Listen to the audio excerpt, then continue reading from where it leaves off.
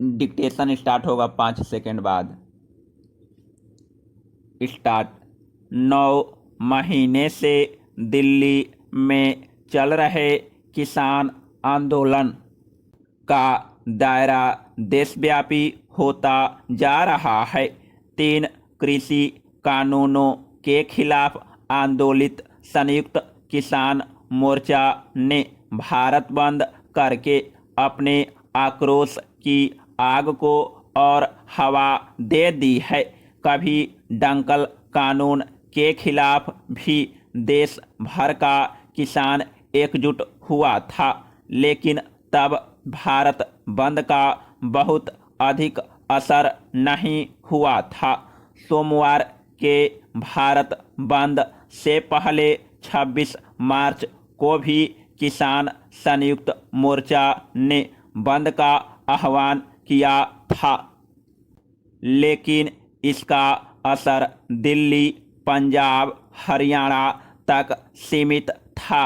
18 फरवरी को रेल रोको आंदोलन हुआ था, जो लगभग सफल रहा था, लेकिन सोमवार के भारत बंद से ऐसा लगता है कि कृषि कानूनों के खिलाफ बंद ने दिल्ली, पंजाब, हरियाणा, उत्तर प्रदेश, बिहार से कर्नाटक और केरल तक पैठ जमा ली है। किसान आंदोलनों के इतिहास में यह सबसे बड़ा आंदोलन साबित हो रहा है। वर्तमान आंदोलन के दौरान अब तक 5 बार चक्का जाम, 3 दर्जन से अधिक महापंचायतें हो चुकी है। सड़कों पर किसान है और आम लोग परेशान हैं। रोजाना मोटा आर्थिक नुकसान हो रहा है। सबसे ज़्यादा असर मंडियों की अर्थव्यवस्था पर पड़ा है। कृषि कानूनों पर कई बार सरकार से किसानों की असफल बात हो चुकी है। पहली बार देश भर के 42 किसान संगठन एक मंच पर आकर सरकार पर कानून वापस लेने का दबाव डाल रहे हैं। सरकार की भी अपनी दिक्कत है। किसी भी कानून में संशोधन तो हो सकते हैं, लेकिन वापस लेना भविष्य के संकट को न्योता देना है। हर कोई कानून वापस करने की मांग करने लगेगा। इस आंदोलन को सियासी चश्मे से देखने वाले भी कम नहीं है, लेकिन सियासत के पास भी समाधान नजर नहीं आ रहा है। एनडीए विरोधी घटक भी समाधान का रास्ता नहीं बता पा रहे हैं। यूं किसान आंदोलनों का इतिहास पुराना है, पर पहले के अधिकांश आंदोलन बड़ी जोत वाले किसानों के थे। हालिया आंदोलन भी बड़ी जोत वालों का अवश्य है, लेकिन किसान संगठन अपनी बात गांव-गांव पहुंचाने में कामयाब दिखते हैं। इसलिए आंदोलन का विस्तार दूसरे राज्यों तक होता जा रहा है। क्या हम वाकई इस आंदोलन के समाधान के बारे में सोच रहे हैं? कुछ पिछले संदर्भ भी लेते हैं। टिकैत बंधुओं के पिता महेंद्र सिंह टिकैत खाँटी किसान नेता थे।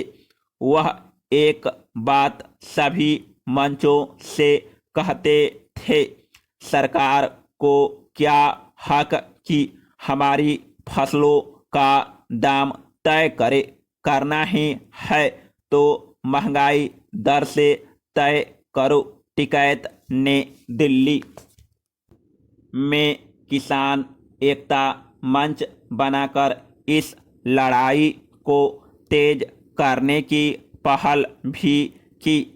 सभी फसलों से जुड़े आंदोलनकारी किसान नेताओं को एक मंच पर लाए, जैसे आलू, प्याज, सरसों, गन्ना, यानी जिस राज्य में जो फसल प्रमुख है उसके नेता इस मंच पर थे। दुर्भाग्यवश शरद जोशी और महेंद्र सिंह टिकैत में बिखराव हो गया। पैरा। चौधरी चरण सिंह ने किसान आंदोलन नहीं किए, लेकिन वह भी इस बात के पक्षधर थे कि बाजार मूल्य से फसलों के दाम तय होने चाहिए। किसानों की पुरजोर मांग पर रफ़ी अहमद किदवई ने फॉर्मूला तैयार किया था, जिसको रफ़ी अहमद किदवई फॉर्मूले नाम से जाना जाता है। मतलब जो चीनी का रेट हो उसी अनुपात में गन्ने का भाव तय कर दिया जाए। यही फॉर्मूला अन्य फसलों पर भी लागू हो, लेकिन आज तक यह फार्मूला लागू नहीं हुआ। वर्तमान में चीनी भाव 3800 रुपये प्रति क्विंटल के आसपास है, जबकि गन्ने का भाव प्रति क्विंटल 400 रुपये के पार भी नहीं गया है। किसानों को गन्ने से बहुत लाभ नहीं मिल रहा है। राजनीतिक पार्टियों की सियासी लाभ भले हो रहा हो। ब्राज़ील में भी गन्ना प्रमुख फसल है। ब्राज़ील ने गन्ने के अन्य उत्पादों पर ध्यान दिया है। वहाँ गन्ने के 125 से भी ज़्यादा प्रति उत्पाद है, जो उसकी अर्थव्यवस्था की रीढ़ माने जा सकते हैं, जैसे शराब, कागज और पेट्रोल। पैरा।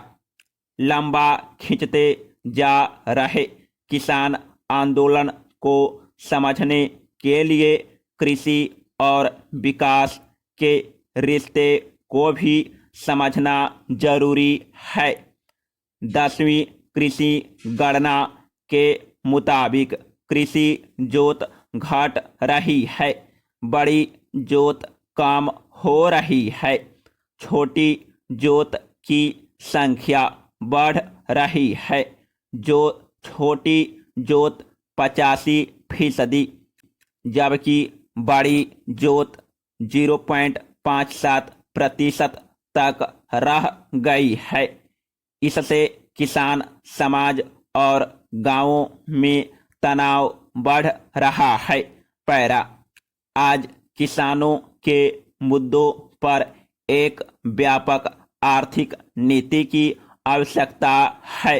देश में जिस तेजी से विकास बढ़ा है, हमने इसके पीछे की चुनौतियों और संकटों को ठीक से नहीं समझा है।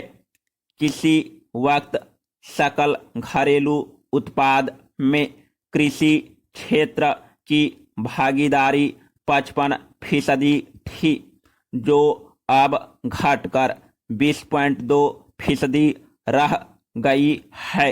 यानी जैसे जैसे विकास ने रफ्तार पकड़ी, खेत पीछे होते चले गए। फिर भी बड़ी संख्या में किसान हार नहीं मान रहे हैं। गौर करने की बात है, किसान आंदोलन और कोरोना के बावजूद देश में रिकॉर्ड 30.54 करोड़ टन खाद्यान्न का उत्पादन हुआ है। कृषि उत्पादों के निर्यात में 16.88% जबकि कृषि प्रसंस्करणों के निर्यात में 25.5% वृद्धि हुई। समाप्त।